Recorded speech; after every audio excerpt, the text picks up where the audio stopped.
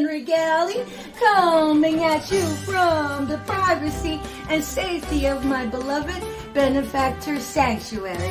At the time of this recording, it is January 24, 2024. And I don't forget what day it is, but at any rate, wow, it's been a while since I've actually spoken about my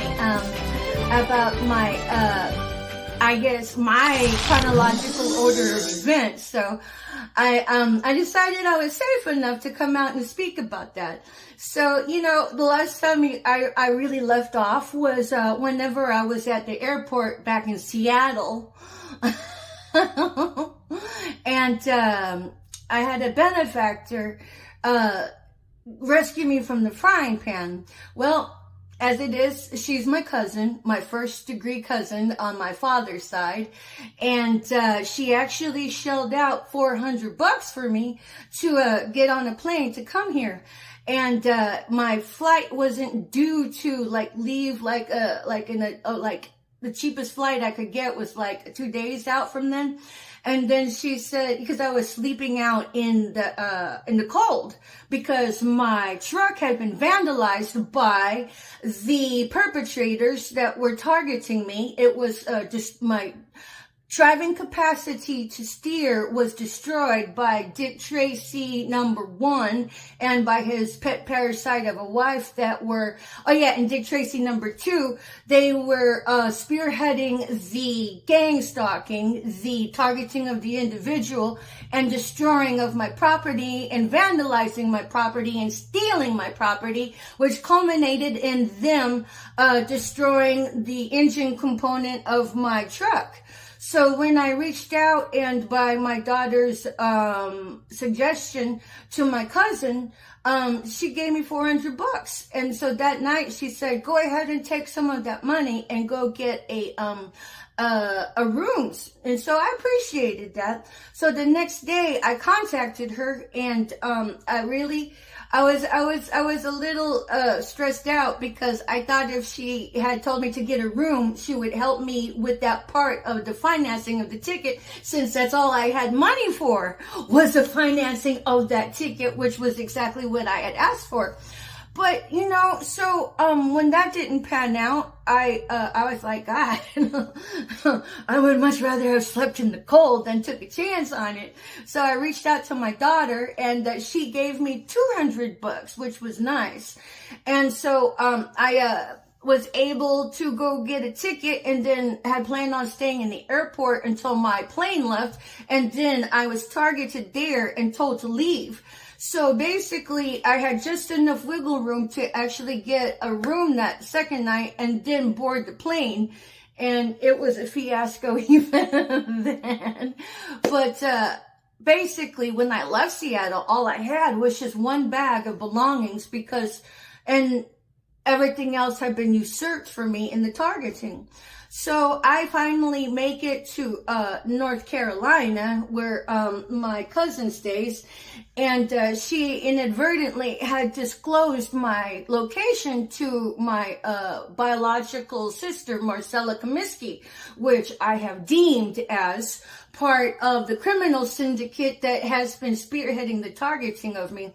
But just because my cousin Lori and Marcella collaborate doesn't mean that Lori is participating in the targeting of me.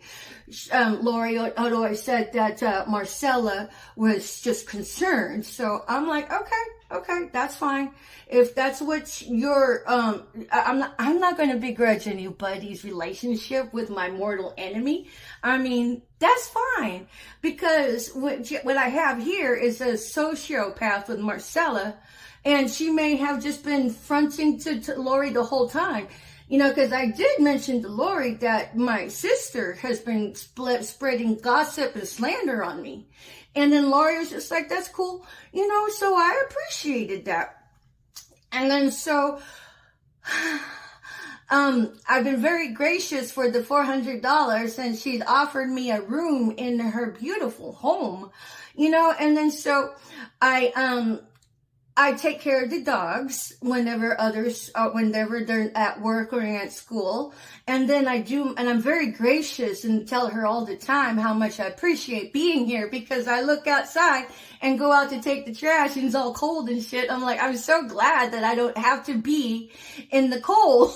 Because it sucked having to live out of my truck while it was cold, because I ran out of a career, ran out of a home, ran out of being blackballed from employment. So how does one survive, Meanwhile, the slander is saying that I'm a prostitute. Meanwhile, the slander is saying I'm a drug dealer. Meanwhile, the slander is still slandering me and defaming my character. And all of these fool-ass idiots that believe the fucking bullshit without even coming to talk to me about any of the components they had said I was guilty of. What everybody did was turn around and hop in on a goddamn witch hunt. I mean, it's a medieval as fuck witch hunt.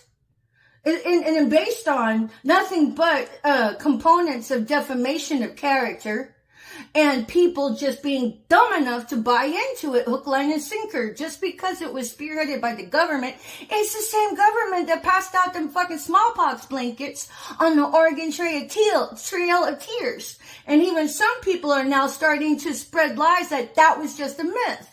Well, at any rate, don't get me started on that. It's the same government that did that's spearheading all of this. But actually, it's the treason sector of the government that is ran by pedophiles that enables the molestation of children and enables the sex trafficking through the Truman Show, right where you're at, and enables all of the diabolical stuff that's happening within the cesspool. It's a bias. Whatever happens, just start in the cesspool. So it enables the fentanyl trafficking, the human trafficking, and the murdering of people. At any rate. So, but nonetheless, my benefactor has been very kind to me. And so I would still have been out in the frying pan, because to this date, there have been no ethical mover and shaker in the Department of Justice to come to me to help me out. And by the way, I'm being gatekept. I am a prisoner right exactly where I am. If I go out and try to get a job somewhere, they're going to melee for pay there and commit the psychological torture of all of this gaslighting just to needle me. What's the final payout? What's the final rub down? To make your targeted individual lose their shit. You guys that are throwing your rocks and hiding your hands, the backstabbing Christians that melee for pay, y'all are the psychos. Y'all have taught your kids how to hoe out your integrity by being a prostitute with your clothes on. But nonetheless, I'm in a very safe place, because I don't bite the hand that feeds. But I will stand up for myself and take moments, teachable moments, and teach others. So I'm like, whatever. But the truth of the matter of fact is that if I end up in a homeless shelter, I'm like, that's cool. I'll go to a homeless shelter.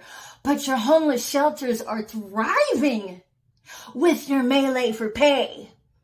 I was at a Christian homeless shelter at Everett Gospel Mission back in Washington. Those bitches ran your melee for pay. And even had a sense of indignation about doing it too. So,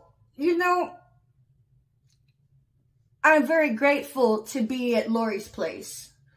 And, I'm cool with her collaborating with Marcy, because everybody should know better than to swallow the slander and the gossip. So if it wasn't for Lori, her and her foster child had been very good to me at Christmas. They gave me lots of beautiful presents. And Lori cooks for me, and so, to ingratiate myself with gratitude. I do what I can around here. Every day I mop, I clean up downstairs and kitchen area because there's 3 pets. I vacuum, I sweep, and then do the dishes that are in the sink. And then I go outside and pick up the dog poop. Not all the time, but, regularly. And I do what I can to participate. And I even, like, when I can, donate a third of my food stamp benefits whenever we go to the grocery store to say thank you. Because she feeds me outside of my food stamps. So, it's a thin line of taking in a targeted individual and not expect to be targeted either. But, for all of the others that do take in a targeted individual and then target them in your household, there's a special place in hell for you guys. Because I've talked to other targeted individuals where that has happened. And learned some of the technology that's used on the targeting of the individual, such as the phone mirroring, where they can actually see what you're doing on your fucking phone and then turn around and use that to gaslight you in the background. Real time. What kind of backstabbing, sniveling, groveler, flying flunky monkey would prostitute their integrity by doing that to somebody who's already being targeted and can't even go out and get a job because of the blackballing out in the world? That'd have to be a very special psycho to do that. And then, would you want to date somebody that does that? If you had a child that's high school age, and knew that their boyfriend was doing that to somebody in their own house, would you want your daughter dating that guy? Because if they can hire their own little, integrity to be prostituted out for some grub down, for some blood coin by being Team Judas, who's to say that person wouldn't just turn around and Team Judas their sweetheart to get their way? Because you just taught a kid how to melee for pay.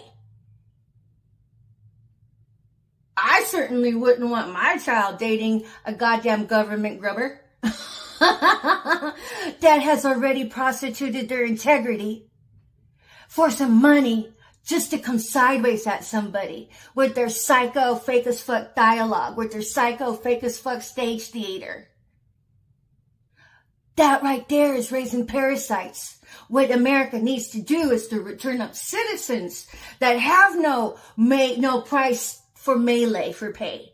To raise up citizens that have no price to compromise their integrity at any cost.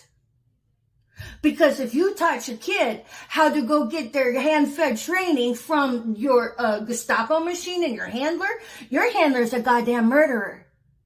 Your handler's a goddamn fucking psychotic pedophile. And part of the criminal crime ring that targets the individual. And then you are what's wrong with the fucking society and the world. And then whenever you hear on the news about children being trafficked and molested, you went toe to toe, shoulder to shoulder, and nose to nose with those criminals. Where Hitler and Dr. Mengele are your freaking godfathers. Do your own research. It's true. They made honorary Nazis out of you all by becoming and training you to transform and morph into Team Judas. Just so you can turn around and say you're a Christian because you sat in the goddamn parking lot of a fucking church. Whatever. So at any rate, it's a very thin line for a loving individual to take in a targeted individual. So my cousin Lori shelled out $400 for me and, gave me the blessing to get a room that night. And she didn't give me anything extra for that. I'm glad that Ollie, my daughter, chipped in. And I've been in North Carolina ever since. So I really appreciate being taken in from the cold outside.